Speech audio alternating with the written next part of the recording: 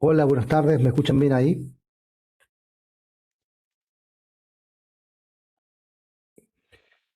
Bueno, muchas gracias por la invitación a la Escuela Judicial de Catamarca. La verdad siempre es para mí un gran honor participar y tener la oportunidad de charlar un ratito con ustedes. Eh, la Escuela Judicial de Catamarca hace ya varios años que viene trabajando en esta temática de redacción judicial y lenguaje claro y junto con Federico Abel. Hemos tenido varias veces la oportunidad de visitarlos y de compartir con ustedes algunas ideas, así que para nosotros siempre la invitación es bienvenida. Em, Tengo entendido por lo que hablé con él que ya ayer vieron algunas, que mejor dicho, la semana pasada vieron algunas cuestiones vinculadas con las patologías del discurso jurídico. Así que en esta clase nos vamos a enfocar en una cuestión más bien de orden más teórico, si ustedes quieren, vinculado a la comprensión de cuáles son las características del lenguaje claro, cuál es el fundamento de esta técnica, y también para distinguirlo de algunas otras formas de, de reformulación del discurso jurídico que no son exactamente de lenguaje claro, pero que están próximas, a veces se confunden y eso genera o ha generado en algunos sectores algunas críticas. Bueno, vamos a revisar un poquito esa cuestión y tratar de esa manera de completar un poco la presentación que hizo Federico en la clase anterior. Em, Voy a utilizar para eso un PowerPoint que por supuesto voy a poner a su disposición, así que no hace falta que ustedes lo copien al material que voy a utilizar, porque después yo se lo paso a través de Walter o Paola para que lo tengan.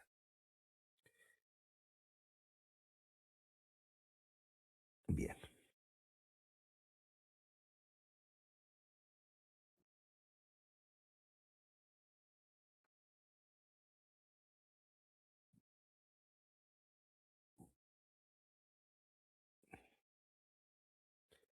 Ustedes me dicen si se alcanza a ver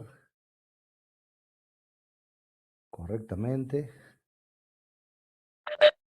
Se ve perfecto. Bárbaro.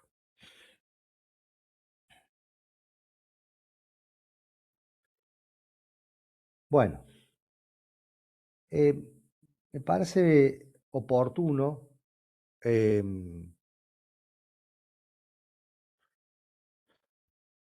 comenzar, digamos, la presentación em, haciendo un poco un raconto de cómo comenzó esta idea, eh, y cómo fue, digamos, definiéndose, ¿sí? A lo largo de los años, y a través de la práctica. Por supuesto, si alguno de ustedes tiene alguna duda o quiere hacer alguna pregunta, simplemente avíseme porque a veces yo no lo voy a estar viendo, pero somos relativamente pocos. eh, Hagamos uso del micrófono y si no tienen la posibilidad de usar el micrófono, hagan las consultas en el chat y le pido ahí a Walter que cualquier cosa me avise si hay alguna consulta durante mi exposición. Les decía que me parecía interesante hacer una breve mirada histórica de lo que es la clarificación, el lenguaje claro como movimiento. No quiero en esto atosigarlo con demasiada información, simplemente algunas cuestiones que tienen que ver con cómo se desarrolló esto en nuestro ámbito concreto, es decir, en el ámbito de los poderes judiciales de nuestra región, ¿sí? Voy a tomar esa perspectiva, la perspectiva de la región de Iberoamérica, porque me parece que es lo que más a nosotros nos puede servir a la hora de comprender ese fenómeno. Pero simplemente quiero mencionar que antes del desarrollo en Iberoamérica del lenguaje claro, este movimiento nació con fuerza en Norteamérica y en los países nórdicos. ¿Sí? Es ahí donde en los años 60 y 70 ya comenzó a formularse la idea de que los ciudadanos sin formación jurídica tenían derecho a entender qué tipo de contratos suscribían, por ejemplo, con grandes empresas o con organizaciones, organismos estatales, ¿no?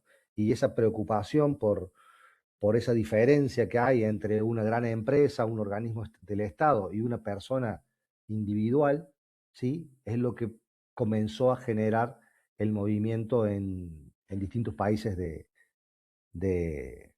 hemisferio norte.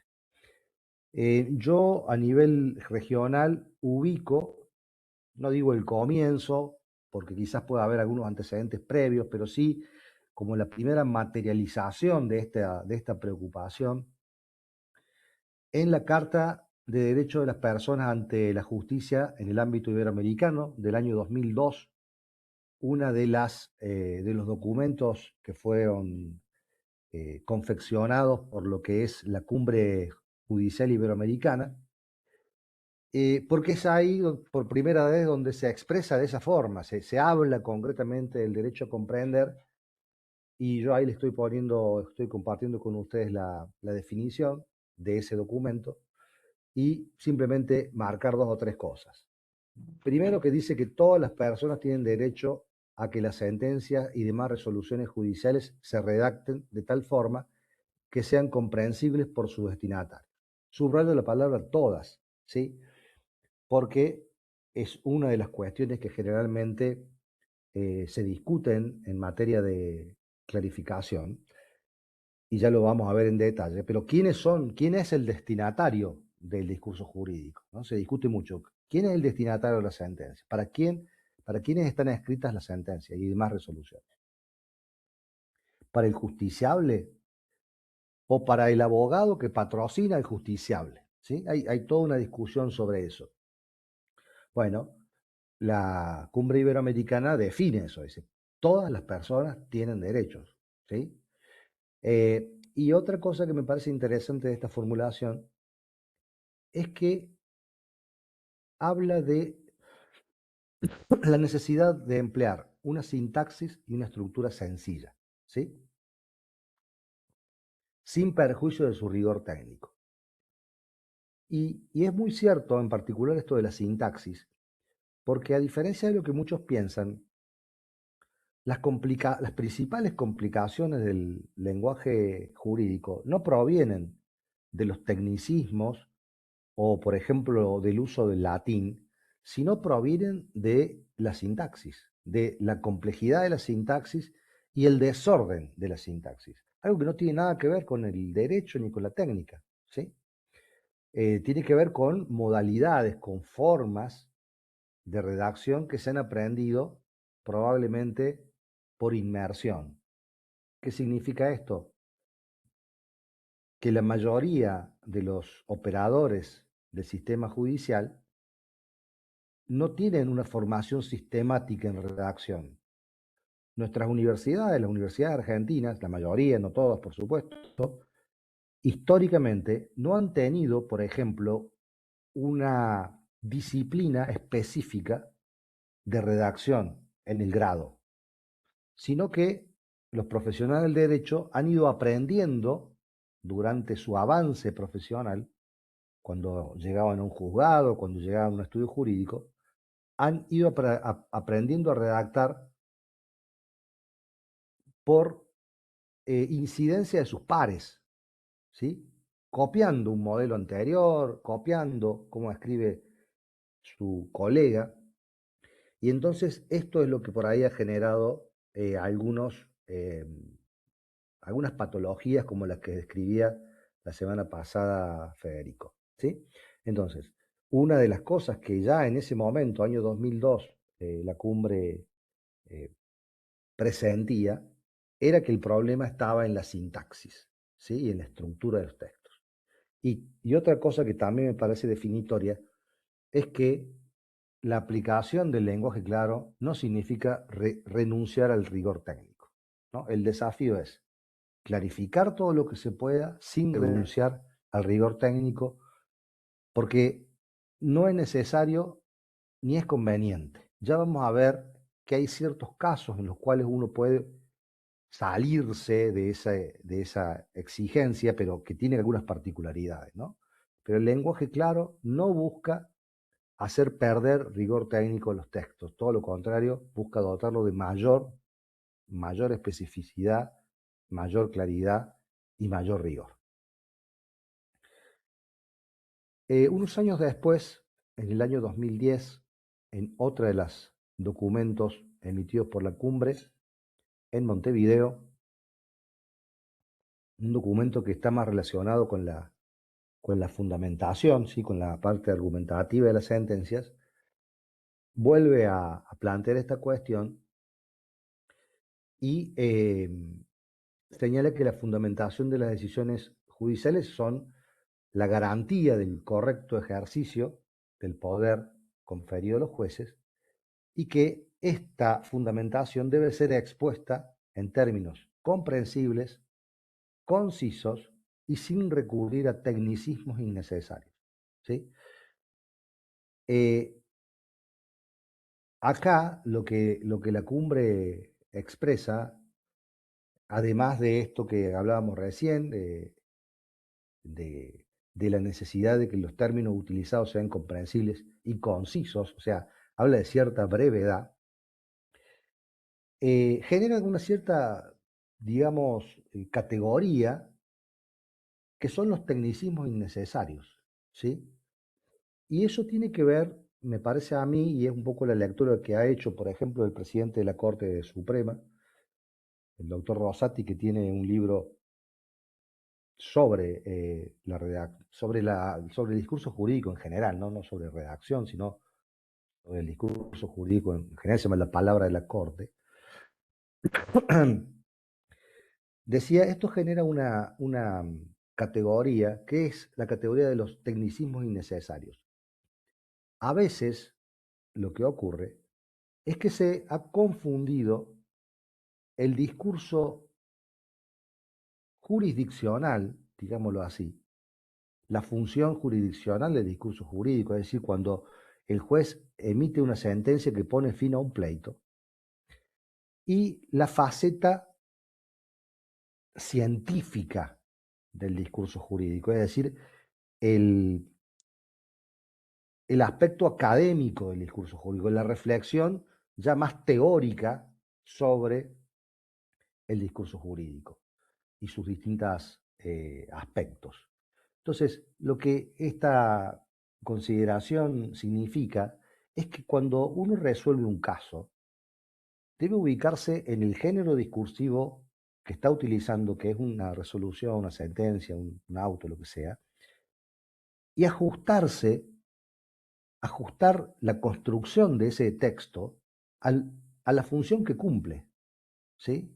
No es necesario que una resolución que simplemente resuelve un pleito entre dos particulares sea una, una, un manifiesto teórico sobre un concepto jurídico. ¿Se entiende? ¿Sí? El lugar para hacer análisis, por ejemplo, más complejos sobre algún concepto jurídico es un texto académico. ¿Sí? En una tesis yo puedo desarrollar, o en un libro académico, un artículo de doctrina, yo puedo analizar y, digámoslo así, penetrar en los lugares más recónditos o en las discusiones más finas de la concepción jurídica. Ahora, en una resolución no necesariamente tengo que hacer eso. La resolución lo que sí tiene que hacer es explicarle al destinatario, al justiciable que ha traído su problema al sistema de justicia para poder resolverlo, explicarle qué resolvió, brevemente por qué resolvió de esa manera, y por último, qué consecuencias tiene para su vida, para su libertad, para sus bienes, esa resolución. Tres cosas, ¿sí? Todo lo demás, o todo lo que exceda a ese planteo que el justiciable trae, no es absolutamente necesario. Y por lo tanto es relativamente prescindible, ¿no? Entonces, si incorporar a una resolución toda una discusión teórica que no está tan vinculada a lo que yo voy a resolver, ¿sí? Bueno, requiere una reflexión previa, ¿sí? Digo, esto que yo estoy por incorporar, esta discusión que yo estoy por ayuda, es pertinente para el tema que estoy tratando o no, ¿sí? Entonces, me parece que este planteamiento va por ese lado. Y en tercer término, la cumbre en el año 2016 en Asunción eh, aborda el tema de la legitimidad de las decisiones judiciales y lo conecta con el lenguaje claro. Dice así, la legitimidad de la judicatura está ligada a la claridad y la calidad de las resoluciones judiciales. Con ese fin es esencial el uso de un lenguaje claro, inclusivo y no discriminatorio en las resoluciones judiciales y una argumentación fácilmente comprensible. Bueno, como ustedes ven, la invocación a la claridad, a, la, a facilitar la comprensión de las decisiones jurisdiccionales, es algo que no fue una idea suelta de la Cumbre Judicial Iberoamericana, donde se reúnen todos los presidentes de cortes de todos los países de la región, sino es una idea persistente, ¿sí? Que a lo largo de los años y en distintas reuniones que abordaban distintos aspectos ha emergido, ¿sí? Ha emergido porque es consustancial eh, a los sistemas en funcionamiento en nuestra región, sistemas que son básicamente republicanos y democráticos, y que por lo tanto deben considerar al ciudadano como un actor clave en el sistema de justicia, no como un objeto del sistema de justicia, no un objeto sobre el cual el sistema de justicia opera, sino como un sujeto de derecho que interviene en el sistema de justicia, que trae su problema al sistema de justicia y que espera del sistema de justicia una resolución razonable y comprensible. Eh, estas, estos pronunciamientos luego en distintos estados o estados subnacionales ha tenido algún otro desarrollo que ya le dio un cariz legal. Particularmente en Córdoba, en el año 2024, la legislatura provincial emitió una ley de lenguaje claro, justamente vinculada con esta idea, y que promueve la clarificación de los textos, no solo del Poder Judicial, sino de todos los textos del Estado, ¿sí? E invita a todos los poderes del Estado y organismos públicos a, a adherir a esa ley y a implementar prácticas concretas, como por ejemplo la capacitación, prácticas concretas para ir paulatinamente clarificando los textos del Estado y de esa manera acortando el vínculo que a veces se establece entre la ciudadanía y el Estado, las distintas partes del Estado, distintos niveles del Estado. Esta ley que fue sancionada en Córdoba tiene otras leyes parecidas, por ejemplo en Buenos Aires, en Misiones, ¿sí? Y otras provincias que también siguen la misma línea, ¿no? Invitar a los poderes del Estado a hacer un esfuerzo por acercarse a través de textos más claros a la ciudadanía. Porque a veces los textos son, digamos, lo que vincula a la ciudadanía con el Estado. A veces el texto es la interfase, para decirlo en términos más modernos, entre la ciudadanía y el Estado, ¿sí? Y si no, ustedes imaginen, por ejemplo, para sacarlo de lo estrictamente jurídico, imaginen, por ejemplo, todos los formularios que a veces uno tiene que llenar para cumplir un trámite, no sé, un trámite impositivo, un trámite municipal, eh, y esos formularios que uno tiene que llegar son la relación que uno tiene con el Estado en esa parte, ¿sí? O sea, ¿cuál es mi idea ¿Cuál es la idea que yo tengo de AFIP? Bueno, la idea que yo tengo de AFIP es la plataforma en donde tengo que completar mi declaración jurada, ¿sí? O el formulario que tengo que llenar para tal cosa. ¿Cuál es mi relación con el Estado municipal? Bueno, es el trámite que tengo que hacer para pagar una multa o lo que sea, ¿se entiende?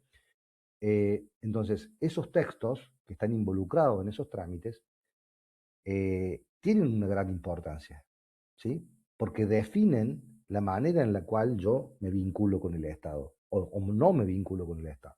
¿Se entiende? Entonces, esa es un poco la filosofía que está detrás de este movimiento.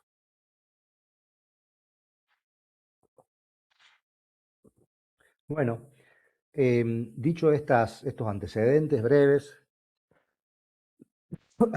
me gustaría comenzar a dar algunas definiciones de lenguaje claro que, que nos pueden ayudar a entender el fenómeno desde distintas perspectivas, ¿no? Hay varias definiciones que quiero revisar, hay muchas más, pero solamente he elegido dos o tres, para que ustedes tengan un panorama de cuáles son los distintos aspectos que involucran a este fenómeno.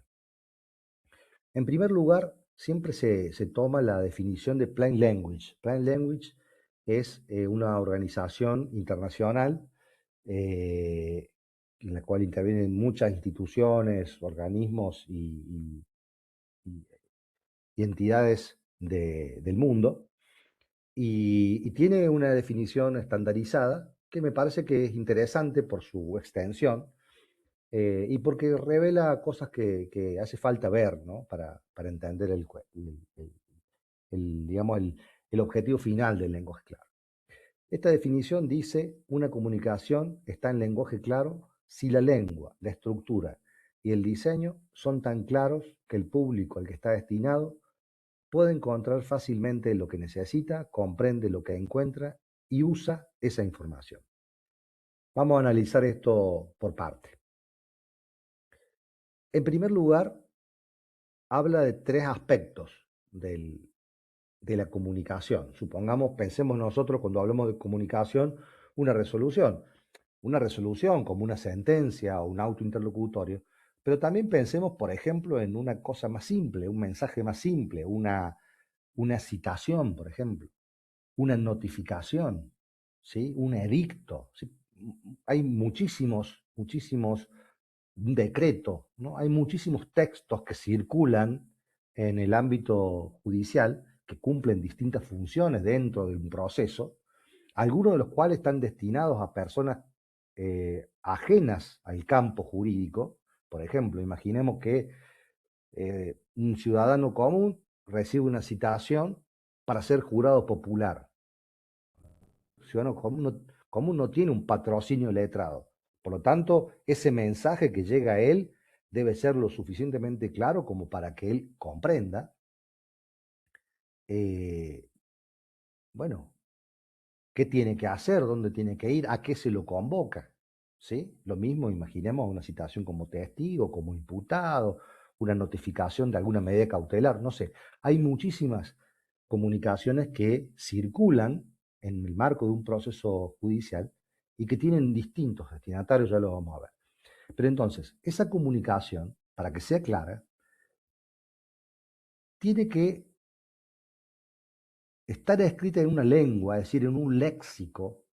Y cuando hablamos de lengua, hablamos tanto de léxico, es decir, las palabras que utilizamos, como de su sintaxis, es decir, la combinación, cómo combinamos esas palabras. ¿Sí? ¿Sí? La sintaxis es el aspecto combinatorio de las palabras, mientras que el léxico es el aspecto del contenido de las palabras. Bueno, tenemos que pensar que la sintaxis y el léxico sean adecuados para ese público. Otro aspecto es la estructura, ¿no? Que la estructura sea clara, es decir, la estructura ya no habla sobre el nivel de la sintaxis y el léxico, sino un nivel más amplio, cómo está organizada esa información, ¿sí?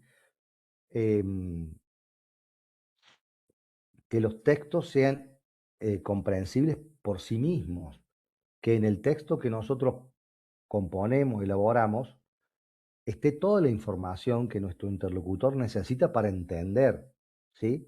Porque a veces uno ve notificaciones que dicen,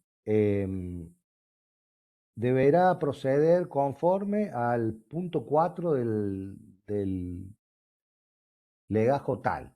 Y yo no tengo el punto 4 del legajo tal. ¿Cómo sé? ¿Sí? ¿Cómo sé lo que tengo que hacer? Si está refiriéndome a una parte del expediente que no lo tengo en mi poder, que no tengo acceso, ¿sí? Entonces, tener en cuenta esos diseños, que toda la información esté organizada, que toda la información se derive lógicamente, que toda la información que necesito para comprender esté incorporada a ese documento. Esa es la parte estructural. Y por último, el diseño, ¿no? El diseño es todo un tema porque los poderes judiciales, la Administración de Justicia en general, ha sido bastante poco creativa en ese tema y el diseño de los documentos judiciales no es el más desarrollado de los aspectos, ¿no? Si uno ve, por ejemplo, un diario, un periódico en papel, y analiza un periódico de papel actual y analiza un periódico de papel de principio del siglo XX o de fines del siglo XIX, por ejemplo, el diario La Nación, que existe desde fines del siglo XIX, uno ve las primeras ediciones del diario La Nación y ve el diario La Nación de hoy y es completamente diferente. ¿Sí? Tiene otro tamaño. En aquellos primeros diarios o ejemplares no había casi títulos, o mejor dicho, el cuerpo de titulación, es decir, el tamaño de la letra de los títulos era casi el mismo que el tamaño de los textos, ¿sí? No había fotos, por supuesto, había algunas imágenes o dibujos, pero eran muy menores porcentualmente.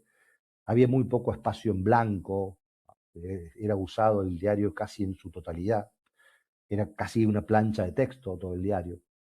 Y uno ve ahora otra cosa, uno ve ahora mucho más espacio en blanco, fotos más grandes, títulos más grandes, la separación entre líneas es mayor. Bueno, hay una cantidad muy amplia de modificaciones del diseño, ni hablar del color, por ejemplo. Antes las imprentas no tenían color, después desarrollaron el color. Bueno, una serie de modificaciones que son muy notorias. En cambio, si uno toma una sentencia escrita a máquina a principios del siglo XX y una sentencia escrita en computadora de hace 2 minutos, va a ver que salvo pequeñas diferencias, ya lo vamos a analizar bien a esto más adelante, pero salvo pequeñas diferencias, es igual, ¿sí? Es igual, no hay grandes cambios. Quizás cambió la tipografía, quizás ahora se utiliza alguna negrita, alguna cursiva que antes no se podía. Quizás en algún caso hay algún logo, ¿sí? Que identifica que eso pertenece al Poder Judicial. No mucho más que eso, ¿sí? No mucho más que eso. El resto es exactamente igual. Eh, y entonces es un aspecto que también hay que pensar. Bueno, entonces, esos tres aspectos, lengua, estructura y diseño, deben ser claros porque el público al que está destinada esa información debe poder encontrar lo que necesita, ¿sí? Recuerden que cuando hablamos de sentencias, por ejemplo, a veces hablamos de grandes cantidades de textos, textos voluminosos, textos voluminosos. Una vez hicimos una investigación con Federico en Córdoba, una investigación de grupos focales, es decir, le dábamos sentencias a distintas personas con distintas formaciones para ver qué nivel de comprensión tenían de esos textos.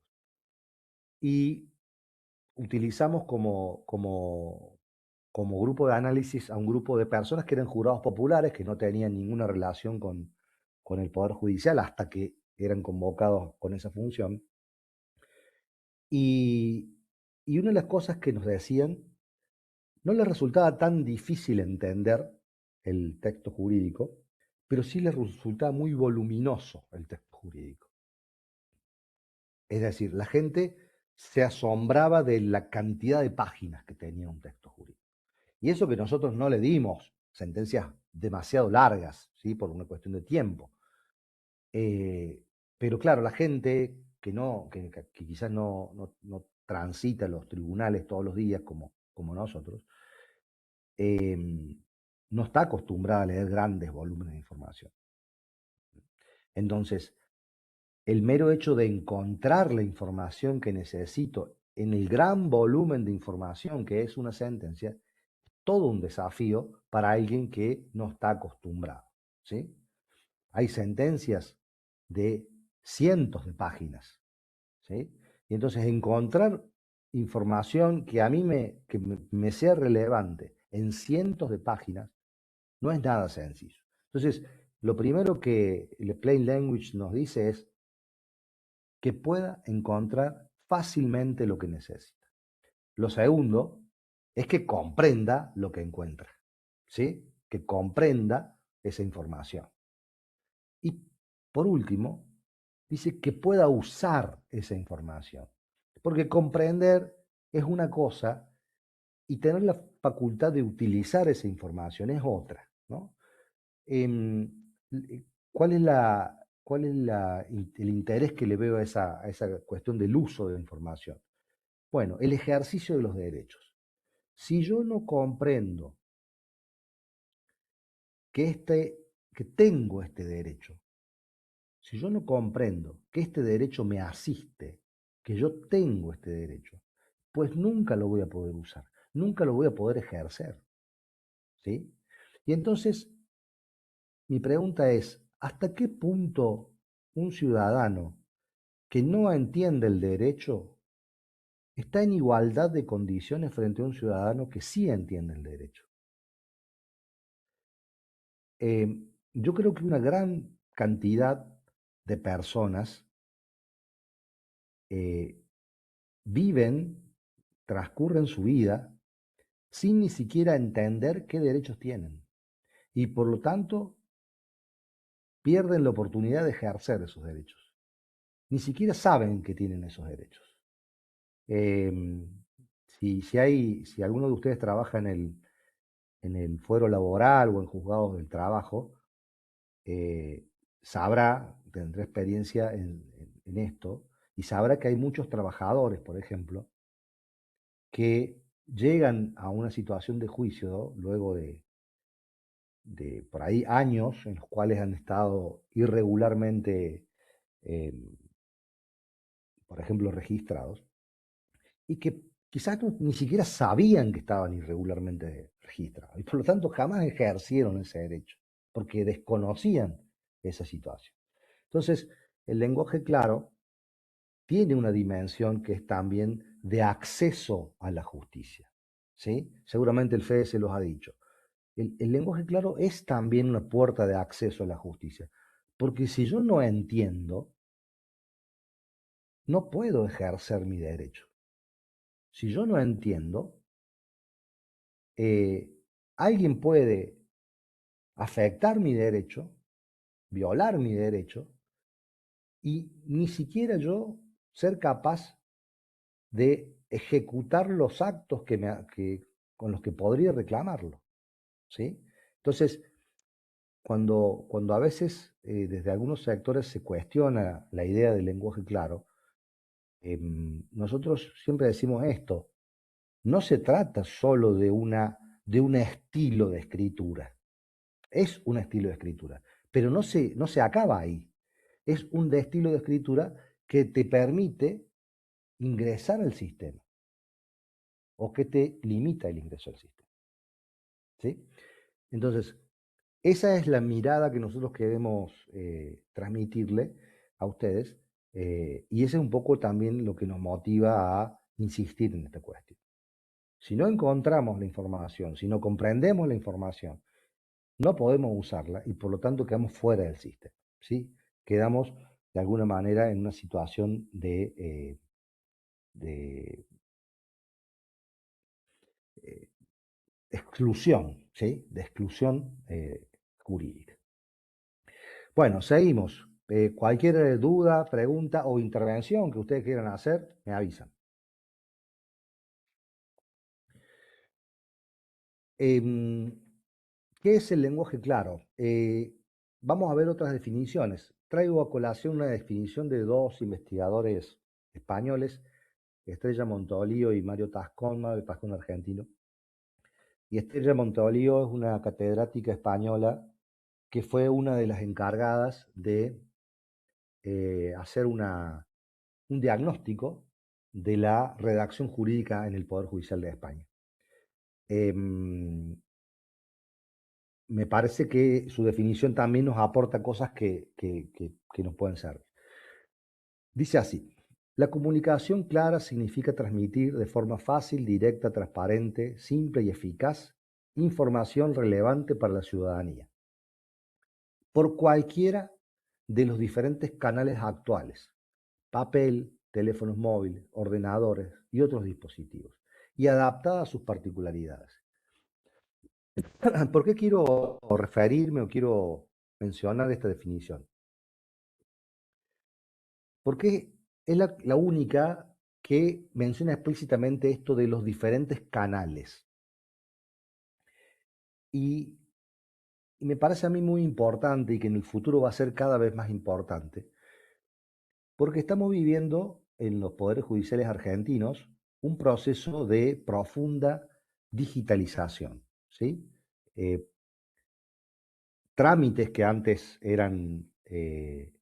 requerían del soporte papel, hoy por hoy se hacen de manera completamente digital. Y eso ha cambiado bastante la cultura judicial, ¿no?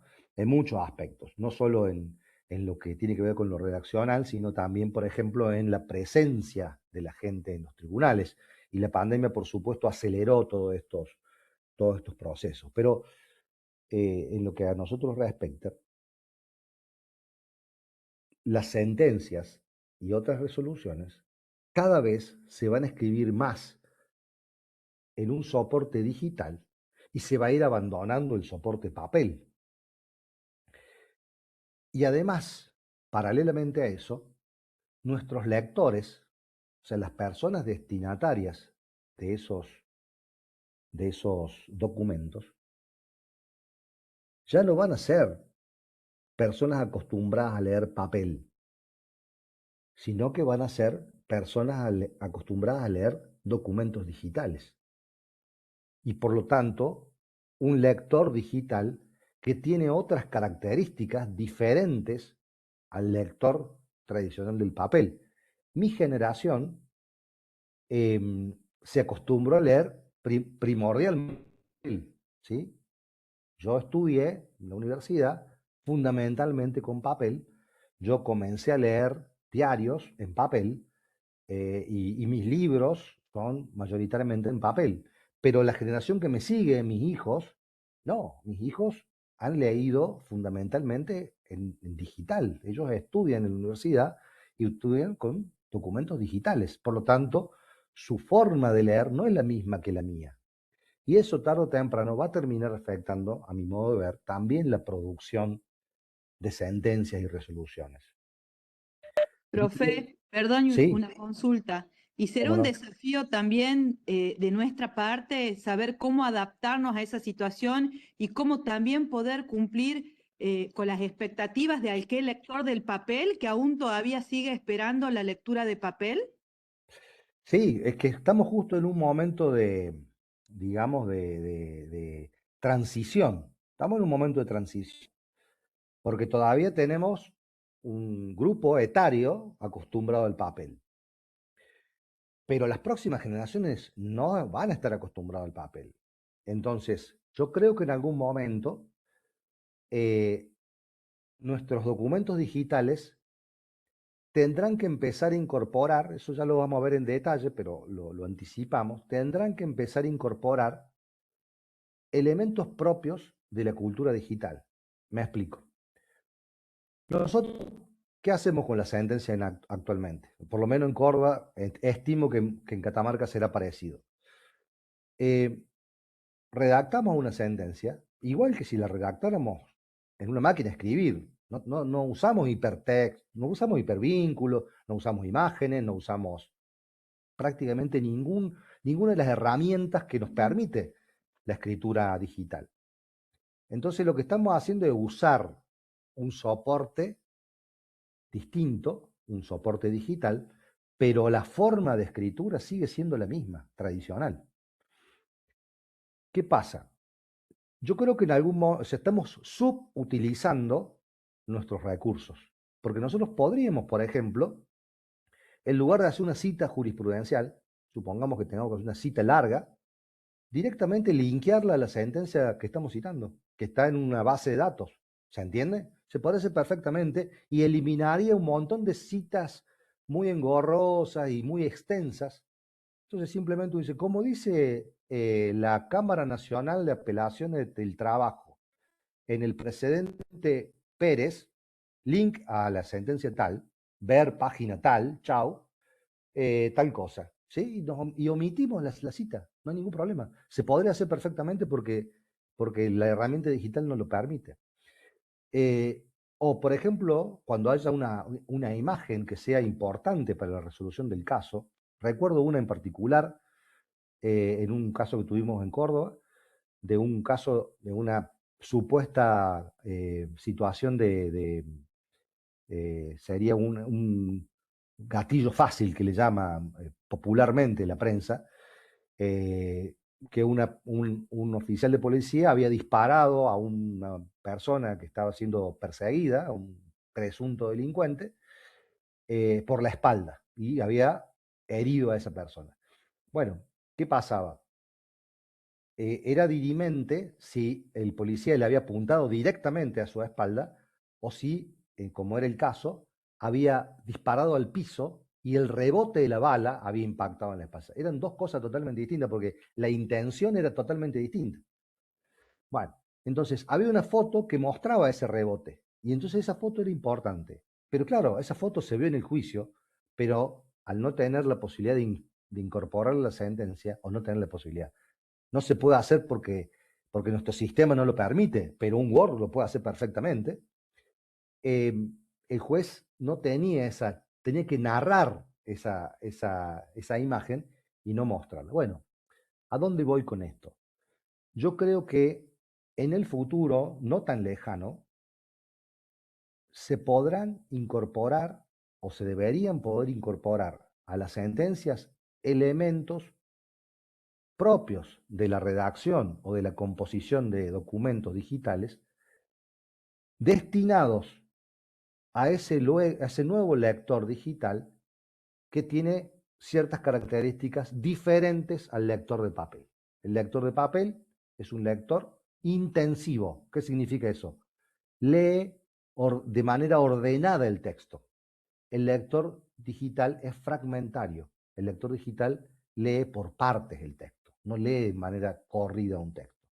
Lo lee de manera alternada al texto. Va a buscar el punto 4/2 del texto porque eso es lo que le interesa. ¿Sí? Entonces, ¿cómo puede articularse esa cuestión? Muy simple, se puede hacer. Se puede, por ejemplo, subtitular la sentencia dividida en forma temática, ¿sí? No solamente con los grandes partes, visto, considerando, resuelve. No. Dentro de los considerando, por ejemplo, dividir partes, cuando son muy extensas, por supuesto, si es cortita no, pero cuando es muy extensa sí, dividirla en partes, utilizar un índice, algo que ya está usando, por ejemplo, la Corte Interamericana de Justicia, un índice, y a través de a través de hipertexto, es decir, linkeando dentro de la misma sentencia, que el lector pueda ir eh, visualizando concretamente aquellas partes, aquellos fragmentos que le interesan. ¿Se entiende? Son dos formas completamente diferentes de lectura, pero tenemos que empezar a asumirlo. Todavía me parece que estamos lejos de eso. No, como les digo, hay algunos antecedentes en algunos lugares, en algunos juzgados concretos, no es algo generalizado, pero sí creo que en algún momento vamos a tener que avanzar hacia una composición digital de las sentencias y resoluciones. no una mera transcripción de un texto escrito como si fuese, perdón, como si fuese en máquina de escribir al formato digital, sino una auténtica sentencia pensada en términos digitales. Dígame mi estado de salud, pero no estoy bien hoy. Bueno, sigo. Para terminar con esto de las definiciones del lenguaje claro, propongo una definición mía que busca incorporar algunos elementos que no habían estado mencionados anteriormente.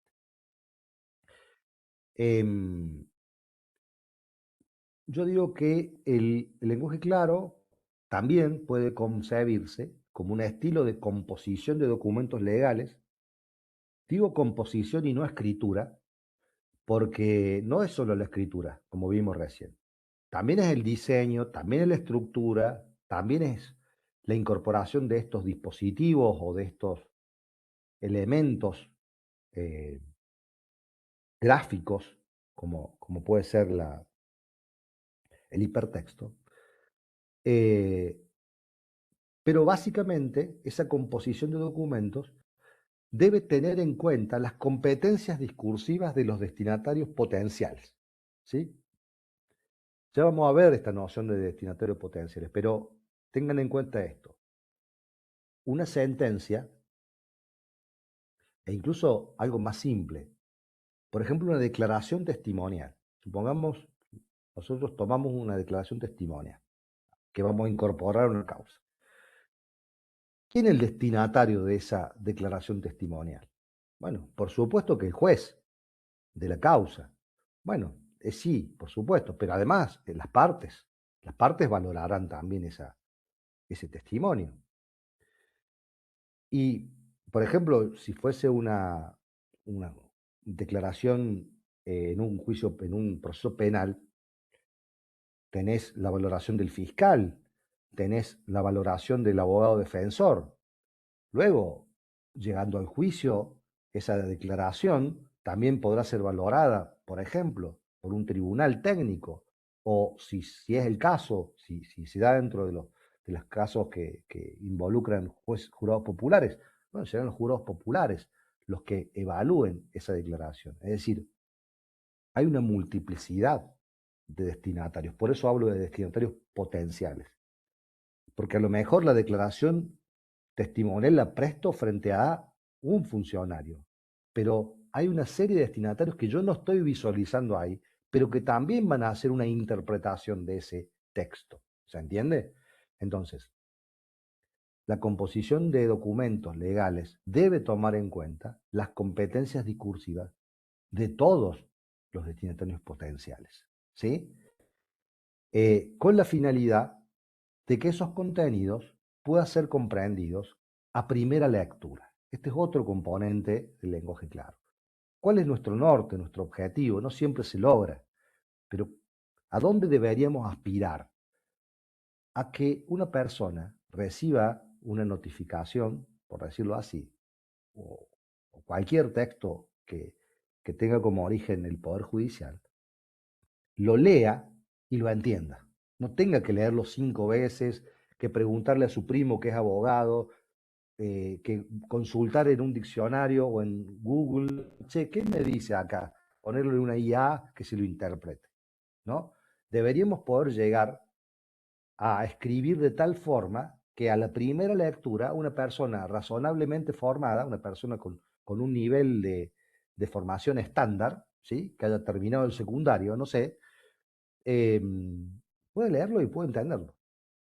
Esa sería, digamos, el objetivo, el norte hacia donde nosotros deberíamos apuntar, ¿no? Por supuesto, esto no se logra en un minuto, esto supone una serie de cambios que a veces llevan tiempo, pero me parece importante que siempre tengamos ese norte. ¿Qué sería ser claro? Bueno, sería ser claro que yo le dé el texto que acabo de escribir a una persona que no está en el círculo del Poder Judicial, lo lea y lo entienda mínimamente, ¿no? Quizás habrá algún aspecto que se escape, porque quizás no conoce específicamente la causa y demás, pero que en línea general sepa de qué estoy hablando y sepa qué estoy diciendo. ¿Se entiende? Entonces, esa cuestión de la comprensión a primera lectura me parece que es importante. Bien, esto nos lleva, esto de los destinatarios potenciales, nos lleva a una vieja discusión sobre quién es el destinatario del discurso jurídico, quién es el destinatario de la sentencia. Muchas veces se ha reflexionado sobre esto y se ha establecido o se piensa que el principal destinatario es un abogado, digamos, un abogado, una abogada, es decir, algún operador del sistema. Y esto vuelve a la discusión que decíamos hace un ratito. Por supuesto que una persona que tiene un conflicto legal, que lo pone a consideración del servicio de justicia, en general cuenta con un abogado que representa sus intereses. Eso está fuera de toda discusión. Lo que yo creo, y lo que me parece el lenguaje claro apunta, es que si bien esa persona cuenta con su abogado, también debe tener la posibilidad de entender por sí misma las cosas. No depender del abogado absolutamente, sino también tener la posibilidad de entender por sí misma para ejercer su defensa material, ¿sí? Para no ser un objeto en esa discusión, sino para ser un sujeto en esa discusión, ¿sí? Los poderes judiciales expropian los conflictos a la gente y los resuelven de acuerdo a determinadas leyes y normas y procedimientos. Bárbaro. Bueno, yo debo devolverle al ciudadano una explicación, yo como juez digo, debo devolverle al ciudadano una explicación de por qué resolví así. Porque si no, le estoy pidiendo al ciudadano que confíe plenamente en una persona que no me está explicando en base a qué tomó esa decisión. ¿Sí? Entonces, el lenguaje claro apunta a eso, apunta a devolverle al ciudadano su carácter de sujeto y, por lo tanto, reconocerlo como destinatario del discurso jurídico. El lenguaje claro no niega que hay un destinatario técnico del discurso jurídico. Simplemente dice, ojo, también hay un destinatario no técnico. Y ahí yo hice un listado, por supuesto, para nada exhaustivo, de los destinatarios potenciales de los que estábamos hablando recién. ¿Cuáles son los destinatarios potenciales del discurso jurídico? Bueno, en primer lugar, representantes de letrados de las partes, ¿no? Los abogados, las abogadas del sistema que patrocinan a una parte, a una de las partes. En segundo lugar, los operadores del sistema jurídico, ¿no? Pensamos, fiscales, defensores públicos, tribunales de alzada, ¿sí? Los peritos, los diferentes componentes, quienes integran el sistema, secretario, operadores, empleados, ¿no? Toda esa gente que forma parte del sistema jurídico. Luego está otro tipo de destinatario que pueden ser los juristas o académicos, es decir, aquellas personas que no necesariamente dentro del sistema, pueden estar fuera del sistema, por ejemplo, pensemos en un académico, pero hacen análisis, valoraciones, reflexiones sobre el funcionamiento del sistema jurídico, ¿no? Entonces acá una sentencia también puede ser leída e interpretada por, por juristas que hacen doctrina, ¿sí? Entonces también ahí tenés un destinatario del sistema jurídico. Esos tres grupos que he nombrado, esos tres primeros grupos, tienen más o menos las mismas competencias lingüísticas y enciclopédicas. ¿Qué significa esto? Tienen más o menos los mismos conocimientos sobre el derecho, ¿sí?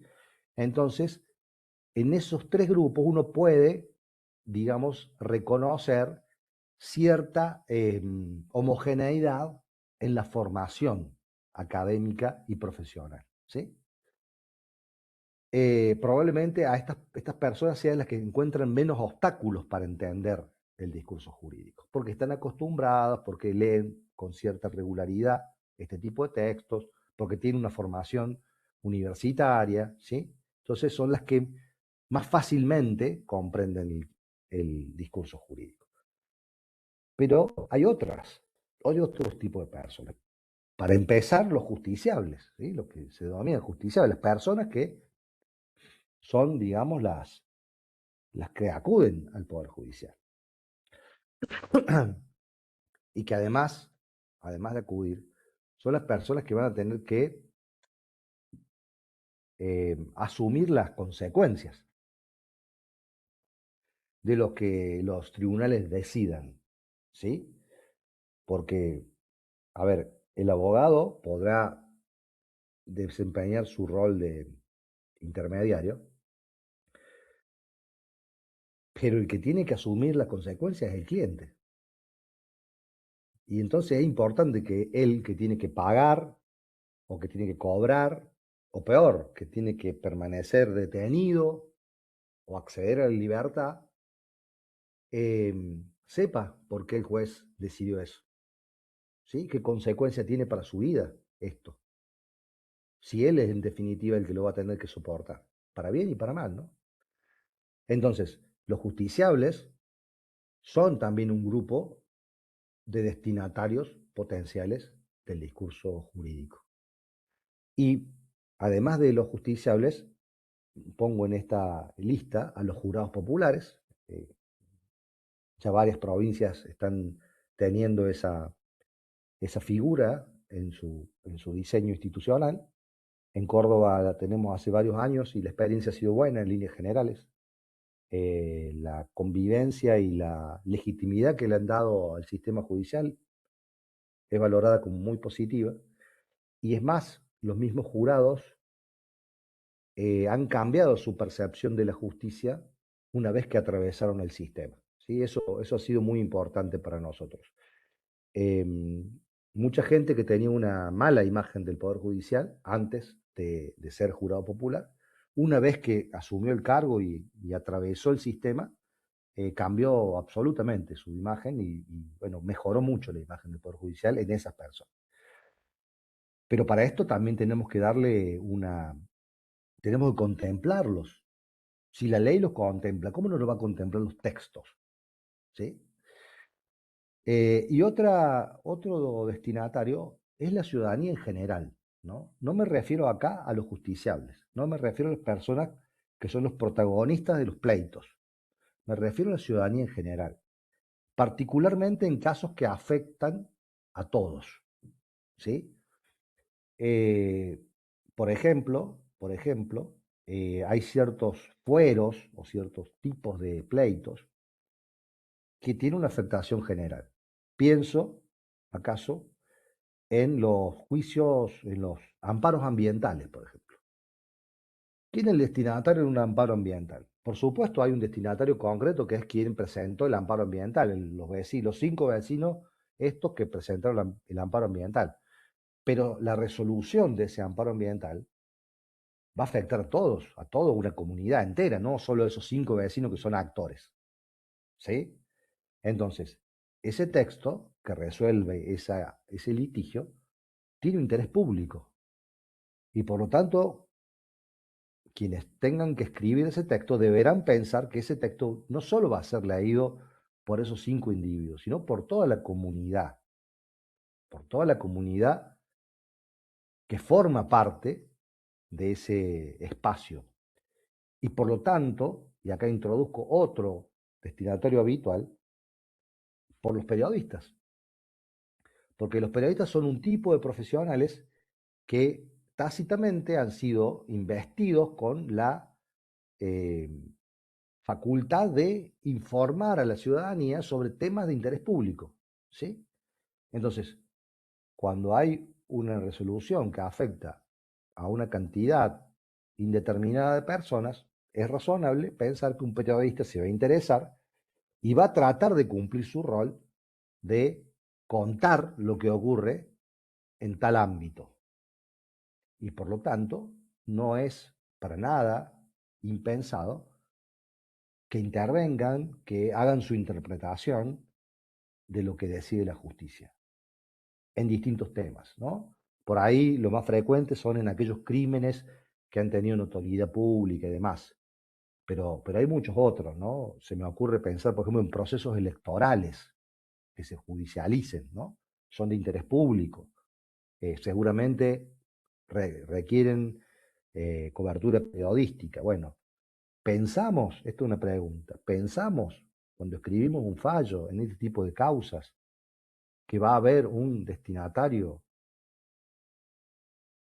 más general, que esas causas tienen interés público y por lo tanto toda la ciudadanía está interesada en saber qué dicen, por qué se dice eso, qué consecuencias tienen, que por lo tanto hay periodistas que van a tratar de cumplir su rol de difundir estas cuestiones de interés público. Bueno, es hora de pensar esas cosas, ¿sí? Es hora de pensar esas cosas, porque si no después, cuando esas interpretaciones son incorrectas o hay palabras que a las cuales se les otorga otro significado, bueno, tenemos consecuencias como poderes judiciales, ¿no?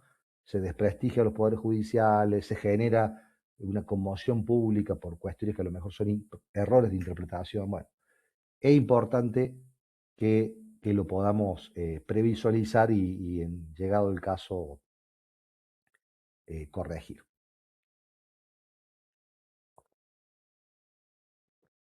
Bueno, entonces, a lo que apunto con esta cuestión es em, establecer al destinatario como parámetro de la claridad. Algunas veces me han preguntado cómo sabemos que un texto es claro o de qué manera puede establecerse que un texto es claro o no es claro. Y mi respuesta es esta. ¿Lo entendió el destinatario? Es claro. ¿No lo entendió el destinatario? No es claro. ¿Sí? Una respuesta pragmática. Eh, porque, ¿qué pasa? Ser o no ser claro no es algo, no se puede definir de antemano. Depende de a quién me dirija. Supongamos que estamos en una convención de físicos. Y en esa convención de físicos, uno de los expositores dibuja una fórmula en el pizarrón y explica desde esa fórmula algún concepto teórico. Es muy probable que todos los presentes la entiendan. Ahora, yo que no soy físico, seguramente no voy a entender nada. Pero es porque yo no era el destinatario de esa comunicación. ¿Sí? Entonces, la claridad u opacidad de un texto se define en función del destinatario de ese texto. Y por lo tanto, eso también podemos tomarlo nosotros como un parámetro. Les soy sincero, hay veces, hay incluso textos jurídicos cuya claridad no me preocupa demasiado, porque, por ejemplo, son textos que a lo mejor simplemente van a circular en el ámbito estrictamente endoprocesal. Supongamos que es un decreto que admito prueba. ¿Le interesa a quién? Le interesa a los abogados de las partes, punto. No tiene una finalidad de, bueno, si no está clarísimo, o si hay alguna palabra técnica que no está explicada, no me preocupa en lo más mínimo, porque ese texto va a circular entre destinatarios que ya lo entiendan. ¿Sí? Es como la fórmula del físico, ¿se entiende? No me preocupa. Sí me preocupa cuando el texto circula en el ámbito extraprocesal, por ejemplo, cuando un texto va al domicilio real de las personas. ¿Sí? Cuando, por ejemplo, tuvimos un episodio, cuando, por ejemplo, yo notifico a una persona que ha sido denunciada por violencia familiar de una orden de restricción, de acercamiento. Porque esa notificación le llega directamente a esa persona que quizás no tenga ni siquiera patrocinio letrado porque recién ha sido denunciado. ¿Sí?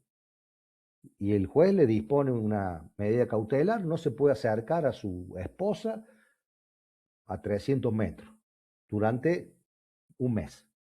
Bueno, ese texto, esa notificación, debe ser lo suficientemente clara para que esa persona sepa que no puede hacer eso y que si hace eso tiene estas consecuencias. ¿Sí? Porque, por ejemplo, a nosotros nos pasó en unas notificaciones de ese tipo, y en una de esas notificaciones decía algo así como que eh, el sujeto tal no puede acercarse al domicilio tal por tanto tiempo, a tal distancia, recíprocamente, decía. ¿Sí? Entonces, a las personas que les llegaba esta notificación, les quedaba claro que ellos no podían ir a la casa donde vivía su esposa. Pero a la esposa no le quedaba claro que ella tampoco podía ir a la casa o visitar o reunirse con su eh, marido que había sido denunciado por este tema. Entonces, a veces, pasado el tiempo, por cuestiones no sé, de vida familiar, se encontraban en algún lugar y esa circunstancia terminaba convirtiendo a esa situación en un incumplimiento de una orden judicial. ¿Se entiende? Y eso agravaba la situación de la persona. Pero no estaba claro, o mejor dicho, muchas veces ellos mismos decían, yo no sabía, o la misma denunciante, decía, yo no sabía que yo no podía reunirme con él en un lugar público. ¿Se entiende?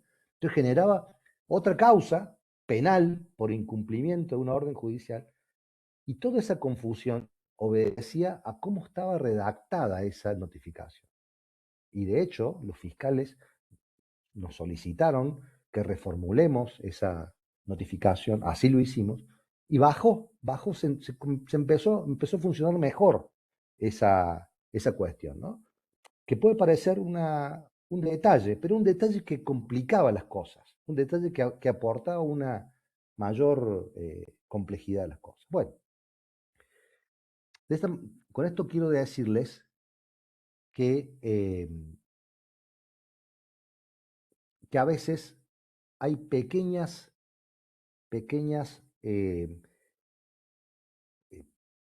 intervenciones en textos orientadas a esta cuestión del destinatario que pueden ayudar, pueden darnos, digamos, una mayor eficacia a los actos jurídicos, ¿no? Porque cuando hablamos de lenguaje claro, no solamente hablamos de acceso a la justicia, como venimos diciendo recién, sino que también a veces es necesario aplicar estos procesos de clarificación para dotar al, a los textos jurídicos de mayor eficacia. Le doy un ejemplo muy simple que me pareció a mí una cosa muy, muy interesante. Ya para la clase que viene se los voy a mostrar, no lo tengo a mano, me parece muy, muy interesante.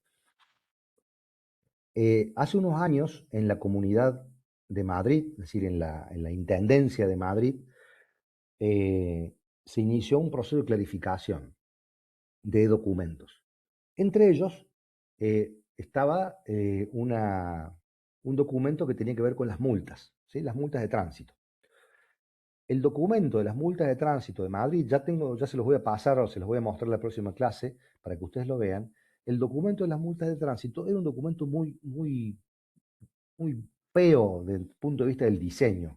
Letra muy chica, no se entendía qué era lo que estaban cobrando, no se entendía cómo debías pagar, no se entendía cuál era la falta que te estaban atribuyendo. O sea, estaba escrito de una manera muy engorrosa y esto dificultaba para las personas que habían sido multadas, dificultaba, bueno, su comprensión. Entonces, ¿qué se hizo? Digamos, se tomó ese documento, se lo rediseñó, se incorporó a un diseñador especializado en esto, lo que se llama legal design, y se reformuló ese documento de tal manera que uno claramente, con letras grandes, se veía cuánto era la multa y cuál era el objeto de la multa, o sea, por qué qué conducta se me atribuía. Eso era claro. ¿Qué había hecho? ¿Cuánto tenía que pagar y cómo debía pagarlo? ¿Cómo podía pagarlo? Si lo podía pagar en cuotas o con transferencia o cómo podía pagarlo. Esas tres cosas estaban muy claras.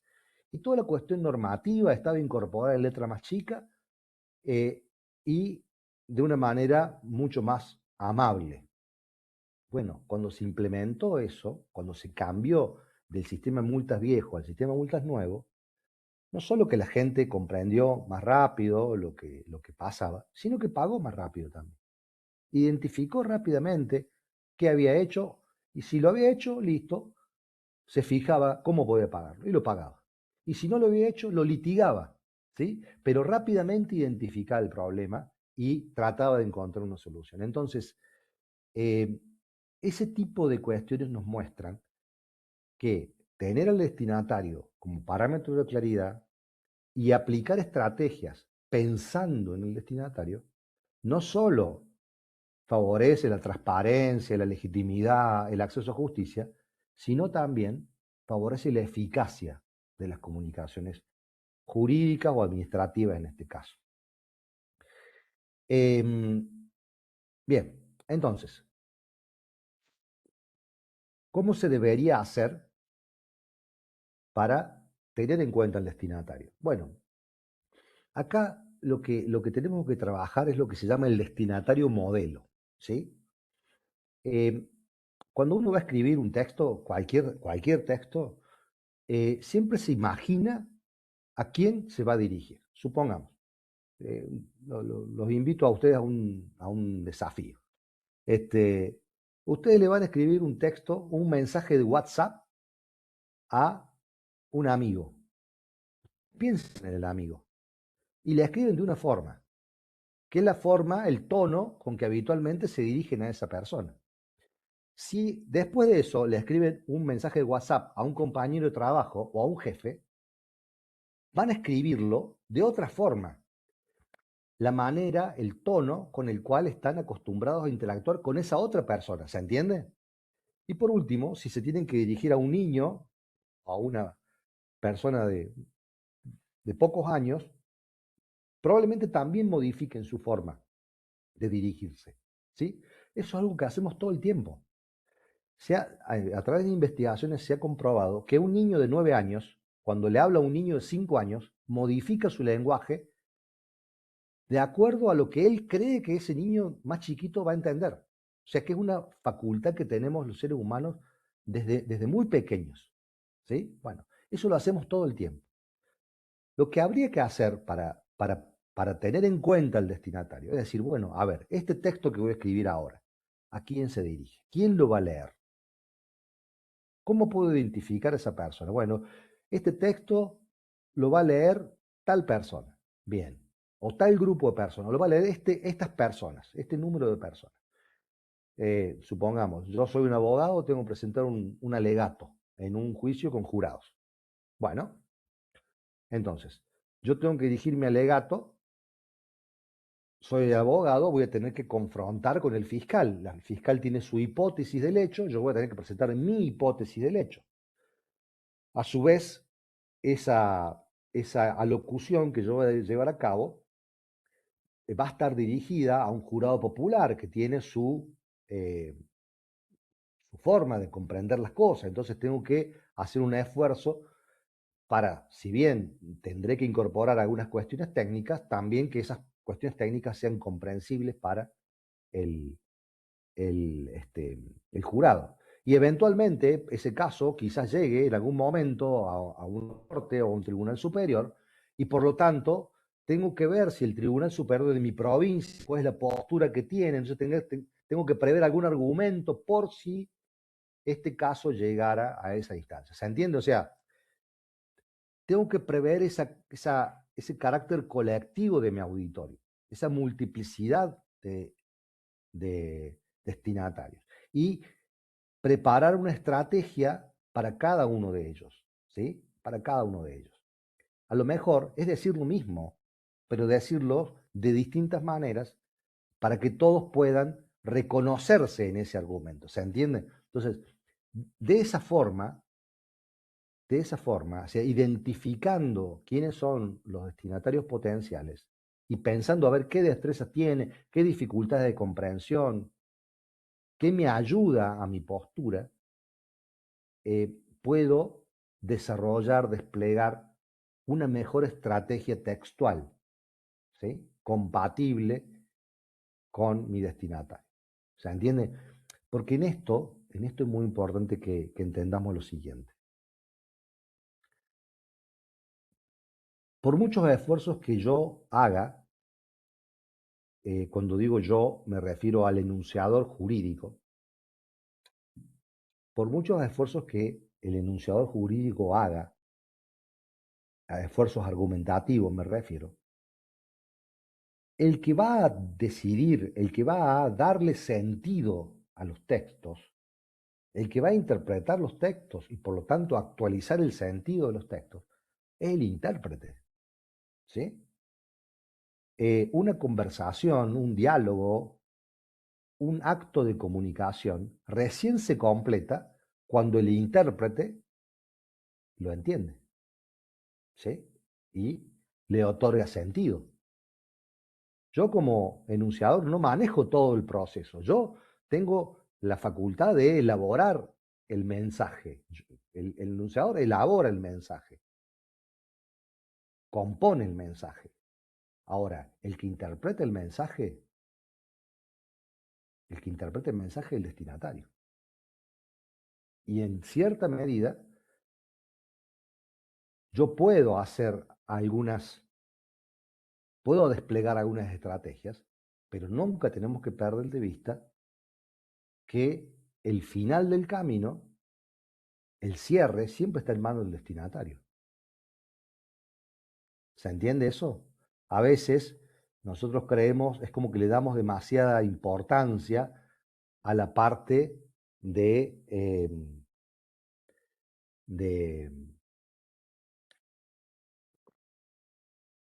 del trabajo de la producción del sentido, la producción del texto. Y la producción del texto tiene sus límites, sus limitaciones, ¿no? Cualquier mensaje siempre supone un proceso de interpretación. A veces en derecho yo escucho decir que, que, una, que una ley, que un artículo es materia de interpretación. No, yo diría que cualquier cosa es materia de interpretación. Algunas interpretaciones son más complejas que otras, pero todo supone una interpretación. Supongamos, si yo circulo por la calle, en el auto, llego a una calle, llego a una arteria, llego a una esquina, y hay un semáforo, y ese semáforo está en rojo, freno, si es que yo sé que el código ese que estoy utilizando, en ese código el rojo es detenerse y el verde es pasar. Si yo no conociera ese código, probablemente seguiría adelante o me generaría una duda. Imagínense ustedes que llegan en un semáforo, a una esquina llegan, hay un semáforo y en lugar de estar verde o rojo o amarillo, está azul. ¿Qué hacemos? ¿Sí? Es decir, hay un signo que está fuera del código y por lo tanto yo no le puedo atribuir sentido. ¿Sí? No le puedo atribuir sentido. Probablemente el productor de ese signo a lo mejor imaginó que ese color me estaría transmitiendo algo, pero no, la verdad que está fuera de mi código, no me transmite nada. Entonces se genera una incertidumbre. ¿A qué voy con esto? A que el proceso de comunicación recién termina cuando mi interlocutor decodifica el mensaje y le asigna sentido. Y esa es una tarea de él. Yo le puedo dar todas las ayudas necesarias, todas las ayudas posibles para que él cumpla con esa tarea. Puedo hacer todos los esfuerzos para tratar de que mi idea del texto sea la idea que él decodifique del texto. Ahora, esa cuestión em, no siempre, no siempre se logra. Hay un semiólogo argentino, se llama Eliseo Verón, que trabajó mucho sobre lo que es el discurso político, que tiene un concepto que me parece muy importante para esto. Es el concepto de desfase. Verón lo que dice es que entre el polo de la producción, o sea, el que construye el mensaje, y el polo de la recepción o la interpretación, quien decodifica el mensaje, siempre hay un salto, un desfase, una distancia. ¿Por qué? ¿Por qué existe esta distancia? Porque los conocimientos nunca son exactamente los mismos que los conocimientos del otro. Mi idea de ciertas cosas no siempre es la idea que mi interlocutor tiene de ciertas cosas. ¿Sí? Entonces, como, como siempre hay un desfase entre ambas instancias del proceso de comunicación, es tan importante prever las reacciones de mi interlocutor. Umberto Eco, otro semiólogo italiano, compara al, al texto con un juego de ajedrez. Y también me parece una metáfora virtuosa. Eco dice, en un juego de ajedrez, el jugador de fichas negras tiene que prever los movimientos del jugador de fichas blancas. Si yo no puedo prever los movimientos del otro, pierdo el juego. ¿Sí? Y lo mismo mi contrincante, él está tratando de adivinar no la próxima jugada, 2 o 3 jugadas más. Esa es la virtud del jugador. Si uno lo lleva a los textos, ¿cuál es el mejor jugador, por decirlo así, en el plano de la construcción de textos? El que pueda hacer suficientes previsiones sobre los movimientos interpretativos del destinatario, del interlocutor. ¿Se entiende? Y eso es justamente lo que nos permite ajustar, adecuar el, el texto que nosotros estamos trabajando a, la, a las competencias del otro destinatario, ¿no? Em,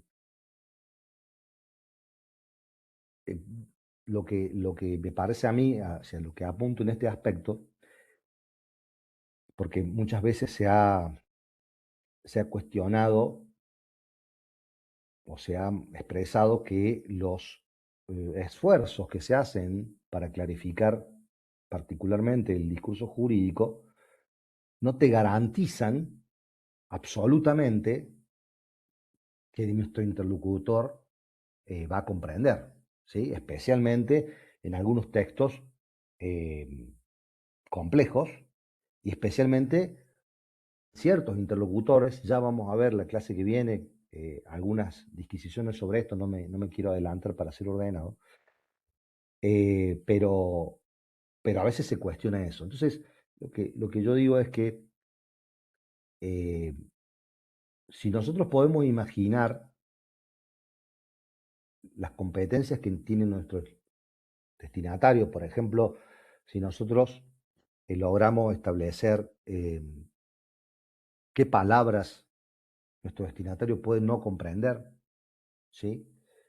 Eh, si nosotros nos visualizamos, por ejemplo, no sé, en la complejidad de los párrafos, si nosotros sabemos que un párrafo complejo es más difícil de entender que un párrafo más corto, por ejemplo, habrán visto con Fede, la extensión de las oraciones es un dato central de la comprensibilidad de los textos.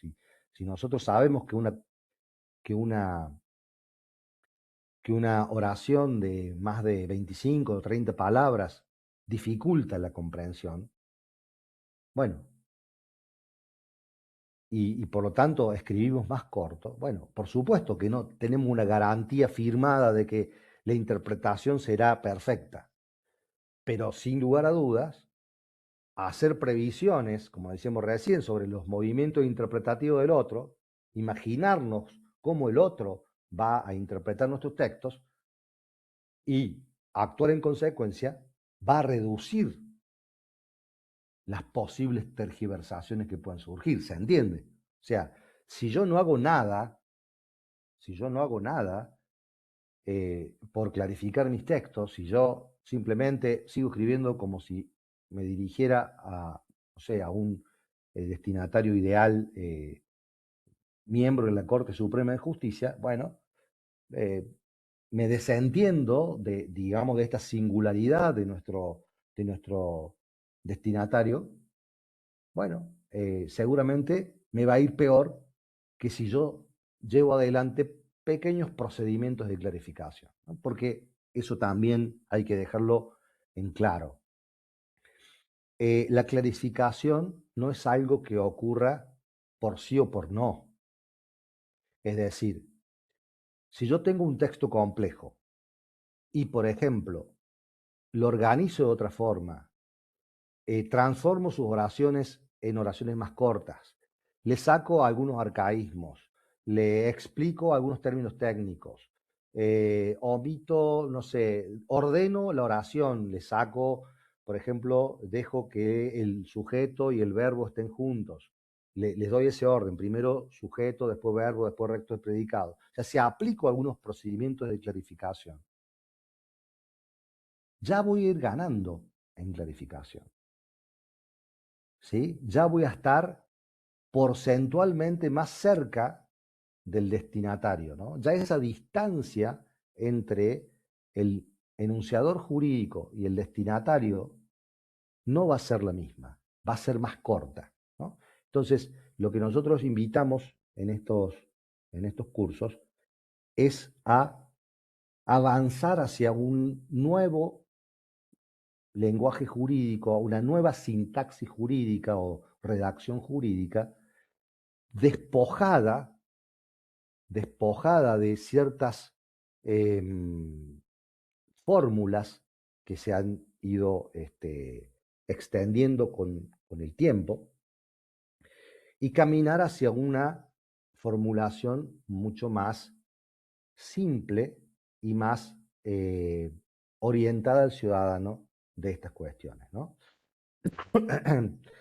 Y ya con el solo hecho de que logremos aplicar algunos de estos procedimientos que ustedes están viendo con Federico, me parece que el objetivo va a estar más cerca.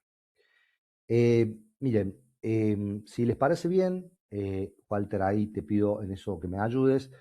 Yo llegaría hoy hasta aquí, porque justo tengo acá un punto y aparte, para decirlo gramaticalmente, y ya la clase que viene me gustaría ir directamente con la diferencia entre lenguaje claro y lectura fácil. No quiero empezar con un tema que no voy a poder terminar en los minutos que nos quedan, pero sí, por supuesto, si hay alguna duda o alguna inquietud que quieran expresarme, me avisan. Y yo me comprometo mañana mismo pasarle el PowerPoint hasta acá que hemos desarrollado.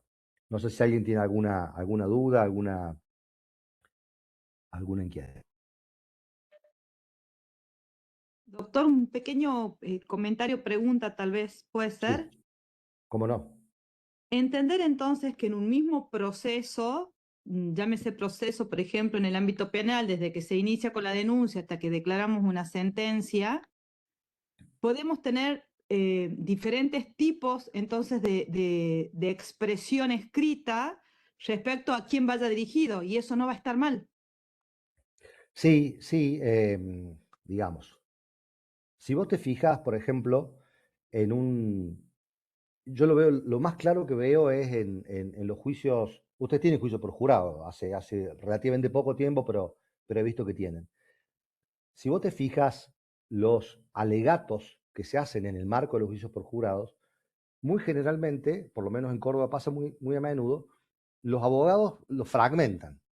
En Córdoba tiene un sistema muy particular porque tiene un escabinado, es decir, tiene 3 jueces técnicos y el jurado popular. Entonces los jueces, los abogados, los fiscales, por un lado hacen una argumentación más técnica destinada a los jueces técnicos y después hacen una argumentación un poco más emocional, si ustedes quieren, destinado a los jurados populares. Es decir, fragmentan en dos prácticamente el, el, este, el alegato para, digamos, llegar a ambos tipos de destinatarios. Lo que vos decís, que yo lo veo más ubicado en los procesos previos, digamos, por ejemplo, en la instrucción de la causa, en la investigación penal, yo lo que digo es lo siguiente en ese aspecto. El lenguaje claro debería mirar a un estándar de comprensibilidad de una persona que ha terminado el secundario. Si esa persona que ha terminado el secundario lo entiende, por supuesto que una persona más calificada lo va a entender. Se supone. Si yo logro un estándar de comprensibilidad medio, bueno, por supuesto el que tiene más formación lo va a comprender más fácil todavía. O sea, no es en desmedro de, ¿me entendés? O a veces lo que se puede hacer, porque obviamente esto en abstracto es fácil enunciarlo y después en concreto es más difícil de aplicar, lo que yo digo es esto. El lenguaje claro, a veces un texto, supongamos, voy a pensar en alguna pieza puntual. Supongamos en una oposición ante un juez de control por una elevación a juicio. Eleva a juicio el fiscal, el juez de control tiene que expedirse sobre esa situación. ¿Sí? Bueno, obviamente el imputado está interesadísimo en saber si se eleva o no a juicio y cuáles son los motivos. O en un control jurisdiccional, otra hipótesis también, que determine si voy detenido o no. De gran impacto personal. Bueno, quizás el juez de control pueda hacer una digresión técnica sobre, no sé, el tema de la prisión, el tema tan discutido de la prisión preventiva, de cuándo la prisión preventiva opera, qué condiciones tiene que existir para que haya prisión preventiva o no haya, pueda hacer en un texto de lenguaje claro, pueda hacer una descripción técnica, ¿sí?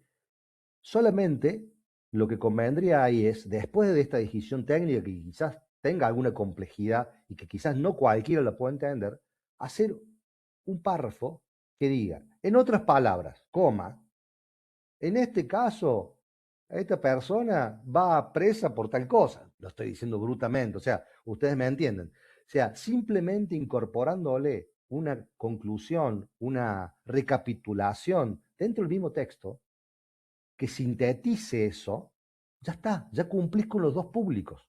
Le respondes al fiscal técnicamente lo que corresponde, no porque la Corte Suprema en tal caso dijo tal cosa, ¿sí? Y a su vez le explicás al detenido por qué le estás negando la libertad. ¿Se entiende? Y no es complejo desde el punto de vista de la praxis judicial. ¿Sí? Por ejemplo, en Córdoba fue muy interesante lo que hicieron algunos juzgados de ejecución penal. Cuando, cuando otorgan una libertad, supongamos una libertad asistida, ustedes saben que esas libertades se otorgan con algunas medidas, ¿sí? Tiene que comprometerse a determinadas conductas, ¿sí? Régimen de conductas, no puede delinquir, no se puede mudar de domicilio, una serie de conductas que debe mantener durante un tiempo para poder mantenerse escarcelado. Bueno, a veces esas conductas están tan escritas, tan raras, que la gente, ustedes saben muy bien, la gente que está en el sistema penal y particularmente la gente que está privada de su libertad, mucha de esa gente, ya lo vamos a ver en la clase que viene, tiene niveles de formación muy bajos, o sea, a veces ni siquiera han terminado el primario, son personas que les cuesta mucho trabajo entender ciertos textos y entonces a veces, por no entender bien a qué se refería tal o cual condición, han tenido que volver a la cárcel. ¿Se entiende? Porque no sé, se habían mudado al frente porque se le acabó el lugar no pudieron mantenerse en esta casita, se fueron a la casita del frente, no avisaron, vinieron a buscarlo, no estaba, fue adentro. ¿Se entiende? Bueno, entonces, algunas juezas de Córdoba, y creo que en algunos otros lugares también hay antecedentes, bueno, agregan a ese texto, a la resolución clásica, 2 o 3 líneas diciéndole, mire, usted no puede tal cosa, pero por las claras, ¿eh? No puede tomar alcohol, no puede, o sea, por las claras. Y eso ayudó bastante en ciertos contextos. Particularmente tengo en mente Cruz del Eje, que es una zona donde hay una cárcel muy grande en Córdoba, el Cruz del Eje, y que es una zona rural donde la población no tiene los niveles a lo mejor de escolarización que tiene la capital. Bueno, ayudó bastante a eliminar estos problemas de comprensión que habían traído sus consecuencias. Eso es, en la práctica, el lenguaje claro. No grandes cosas, no modificar demasiado la praxis judicial, porque uno, como agente del Estado, también sabe que está sobrecargado, que hay poco tiempo para resolver. No, esto es facilitar las cosas, ¿no? Por eso hablaba de la eficacia en algún momento. Perfecto, muchas gracias. No, por favor. Bueno, les agradezco a todos la presencia, la participación y bueno, nos vemos, creo que la semana que viene, por ahí tengo la fecha, nos vemos para trabajar un tema importante que es la diferencia entre el lenguaje claro, lectura fácil y otros formatos de accesibilidad. Muchas gracias a todos, que tengan una buena semana. Gracias, profe. Gracias.